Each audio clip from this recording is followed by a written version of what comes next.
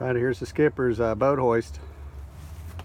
I've been flipping these boats over by hand, up and on the dolly, off and down the dolly, working myself to death. She's like, why don't you just rig up some lines and pick it up there and move? So we did. It's a Sunfish sheet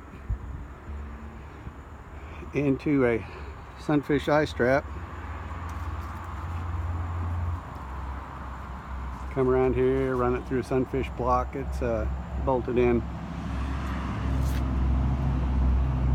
down to a Sunfish halyard cleat, and just a tug on the line.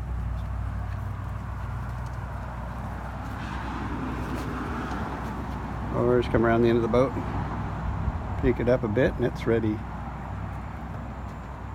And it's ready to go. Just grab the dolly.